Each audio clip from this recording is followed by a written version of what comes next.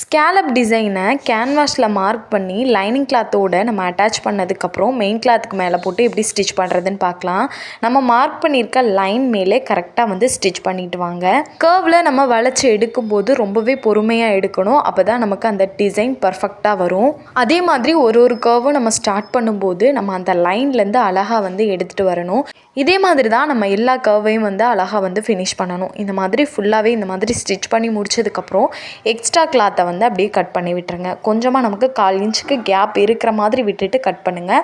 அப்போ தான் நமக்கு தையலும் பிரிஞ்சு வராது. இந்த மாதிரி ஃபுல்லாக கட் பண்ணினதுக்கப்புறம் அழகாக அந்த கர்வ் பகுதியிலலாம் இந்த மாதிரி குட்டி குட்டியாக கட் பண்ணி விடுங்க. அப்போ தான் அந்த கிளாத்தை நம்ம பின்னாடி திருப்பி விடும்போது ஃபினிஷிங் பர்ஃபெக்டாக இருக்கும். அதே மாதிரி ஒரு கர்வுக்கு இடையில கட் பண்ணி விட்டுருங்க. இப்போ உள்ளே இருக்கக்கூடிய கிளாத்தை அப்படியே கொஞ்சம் கொஞ்சமாக நீங்கள் அந்த கர்வ் பகுதியிலலாம் இந்த மாதிரி எடுத்து விடுங்க. இந்த மாதிரி ஃபுல்லாக எடுத்து விட்டதுக்கப்புறம் லைட்டாக மட்டும் நீங்கள் அயன் பண்ணி எடுத்துக்கோங்க. நம்ம மேலே கூட தையல் போட வேண்டாம். நமக்கு அந்தளவுக்கு ஃபினிஷிங் ரொம்பவே நீட்டாக இருக்கும். அண்ட் இந்த டிப்ஸ் உங்களுக்கு பிடிச்சிருந்தா ட்ரை பண்ணி பாருங்கள்.